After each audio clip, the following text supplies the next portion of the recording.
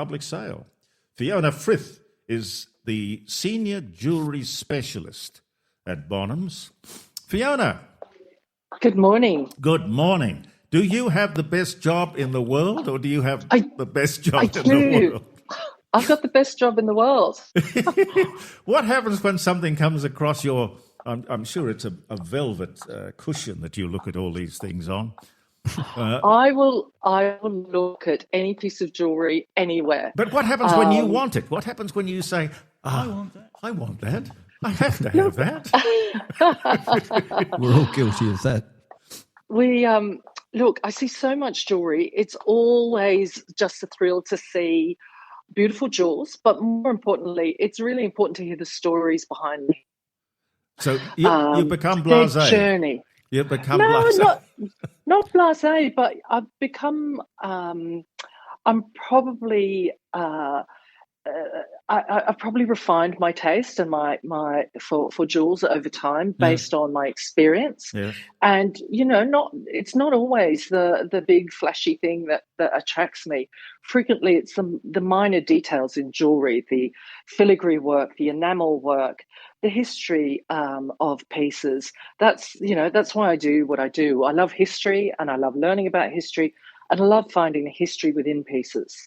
And that's pretty much the drive. Now, the John Laws collection, I know years ago, I can't remember how long ago, but I think it might have been even Bonham's first auction in Australia. You sold a lot of his cars. I think a few of them didn't sell, but he had a wonderful collection, put them all up. So he's got he had a long association with you guys. So I suppose it's only natural that he'd put all these trinkets and collectibles with you. So yes, we have 5 auctions. We have 5. There are 5 auctions. He was a prolific collector. He was prolific, and his appetite for learning and for discovering things did not leave him until the end. So 5 auctions. We have that in different categories. We've got 2 live auctions. One will be what we refer to as his sort of home and interiors. So paintings, porcelains, antiquities, some Asian art, beautiful furniture, some beautiful furniture, 17th, 18th, 19th century furniture, both French and English and Italian, all sorts, antiquities. Yes. He collected everything, and he had a broad appetite for things, and he was inquisitive, completely inquisitive, extraordinary. He has a vast number of books as well. Pens, fabulous pens, ones that are sort of Japanese by Namiki, that are beautiful lacquer, hand-painted, extraordinary pieces. His watches, of course. He had an extensive collection of watches. We're selling 55 of them, and they vary as well. So they will be the one of the top lots is a Patek Philippe Nautilus, which is 18-karat gold. It dates from 1985, so he's had it for a long time. And it's in very good condition. And then it's also down to very humble pieces. He has a little sort of like a mid 1940s Longines watch. So it was, the journey of learning. Some of the Pateks have extraordinary complications, meaning that they do various things with an automatic movement that is, yes. It's engineering at its best. But could you imagine winding? And I would imagine that they're mostly wind-up watches. No, they're primarily automatic. Oh, right, okay, all right. So you trying to look after 50 watches, and that would be interesting to do. I wonder how many arms he had. I don't know. He only ever wore one watch. He had one good go-to watch, which was a Cartier Pasha, It's a 18 karat gold watch. It's quite a big sort of piece.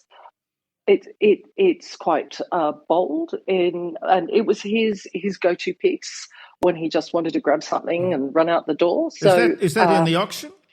That's in the auction. I'm surprised that the family didn't want to keep a lot of this stuff. There were more watches. Oh, there are more. Far more watches. There were more watches. There were more watches. He was a prolific collector, but he clearly made gifts to his family. Yeah. What's your favourite in the collection? Is there one thing that you think is that's interesting? The Judy Cassip portrait of John. That's interesting. That's interesting. Yeah. But look, see, this is me as a jewelry specialist. My favourite piece in the home and interiors. I have two favourite pieces. One is they're a pair of rock crystal candlesticks, which they're quite extraordinary. They're carved from a single piece of rock crystal, so it's like a quartz material. They're quite clear, so they almost look like glass. Yep, I'm looking at them now. They're extraordinary. An extraordinary. You've done this beautifully. I mean, the photography that you've put into this, the layout. So if people can go to the web, and how do we find you? It's just bonhams.com? It's bonhams.com. You can select auctions, and you can actually refine it down to Australia because we're an international auction house. All the auctions from around the world will appear. But you'll probably find the John Law sale on the front page. Sort of, there's a scrolling banner across the top. And he comes up next to Diane Keaton, of all people. Oh. We're selling Diane Keaton's collection in New York. So John is up there with her. Golly. I know. He's fond of Brett Whiteley as well, isn't he, by the look of this? He is. He's fond of Brett Whiteley. Yes. He loved French, his number of French artworks. Of note, it probably would be there are 4 Auguste Rodin sculptures. One is a reclining figure. And the other one, which is of note, is of Madame Rodin. It's a mask. Yes. Which is quite extraordinary. There are lots of clocks, French clocks primarily. He collected, Jeremy. He collected so much. There's so much. You'll see one of the striking things is that we'll find there are a lot of lions throughout the auction. Yes. Lots and lots of lions, including down to his lion mask head gold ring. He was a big fan of lions, and he was a Leo, and probably part of his personality. Did you ever meet him? I did several times. He was charming. He was really, because I met him in his later years, he was really on the ball, knew exactly what was going on in the world, was very on top of everything, had some very robust conversations. Yeah, well, I knew him since I was, 16. He was doing the drive time show at 2GB, and I was an office boy. At 16, he would have been about 26, so he's 10 years older than me. And he was very mercurial. And maybe he mellowed in later years, I don't know. But one thing about people in this business is that they're terribly insecure. I've heard him say that when he was asked, why do you go and buy 50 shirts when most people go and buy one? And his answer was, I don't know what tomorrow will bring. Maybe I won't be able to afford 50 shirts tomorrow. So even for a man with that much talent, I really don't understand why he was so insecure. But I don't know. He came across as particularly secure and confident to me. I think that's because you're a woman. I think Caroline probably had a very big effect on him in terms of collecting, and she was quite an interesting, lavish lady, I understand. Did you drop out? I think you did. We'll get you back. Get you back. Hang on. Yep. So what you do is if you want to have a closer look at all of this stuff, and really, when you think about it... Hi, I can't take your call at the moment, but please leave a message. Thank you. Oh. Fiona, you're there or you're not there? Fiona? No. Oh, well, that's okay. We covered, I think, most of it. No, she's coming back. Okay. Fiona? I'm so sorry. I'm not sure what happened there. No, telecommunications, not to be taken seriously. What would you value the whole collection at? If you... So the watches themselves are valued at 1 million to 1.5 in that range. He had, indeed. Look, he had some really. He's got some pretty rare watches. There's a Rolex 6062, which is what you call a moon phase watch, and it's quite a rare watch. It was one of only 350. So he's had that for quite a while. The Nautilus as well is a limited edition. It is the Patek had a habit of they limit the manufacture of these watches because they become quite exclusive. And so he has some extraordinary watches. The complications on some of them, I mean, there's a perpetual calendar, and so the extraordinary thing about that is that it's an automatic watch. It rolls through the calendar and adjusts itself for the number of days in the month. So if there's only 30, it'll adjust itself. If it's 31, it'll adjust itself. The only time of year that you have to adjust the calendar on this watch is in February. Right.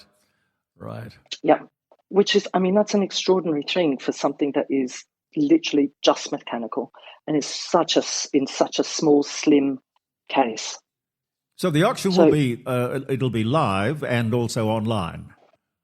So yes, so the live auctions will take place next Tuesday and next Wednesday in our offices in Sydney. And you can watch it live online. You are welcome to place a bid. You can bid live online. You can bid by telephone. There are 3 other auctions which are timed online. So you can browse those auctions and bid at your leisure because they're live for about 10 days. One finishes on the Friday, and then there are 2 that finish the following week. And that is literally also furnishings as well as luxury goods. So he had a wonderful collection of ties. And you're selling his ties? We're selling his ties because they're too beautiful. They're absolutely beautiful. He had a lot of ties and lots of little kerchiefs, and they're just beautiful. They're just beautiful silk Italian ties. So they're amazing. All up, it sounds like it's probably $5 to $10 million, counting the furniture. Oh, it's about $4 million we're looking at. Yeah. Yeah, amazing. Extraordinary. He's had a wonderful life, and I'm sure he enjoyed every minute of it, all the way to the end.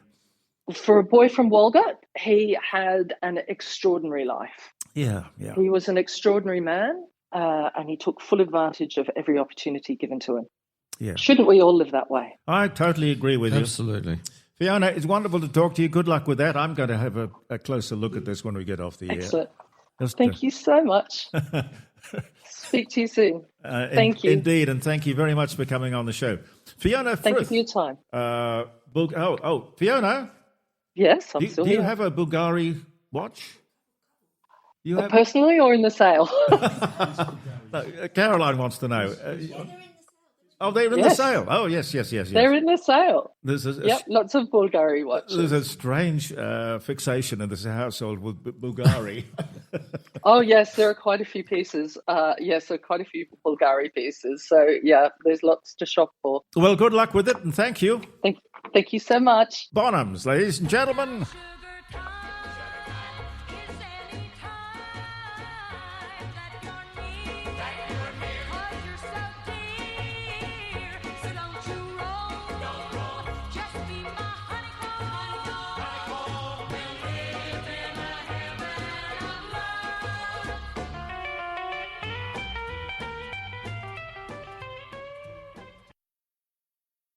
Sugar time, indeed.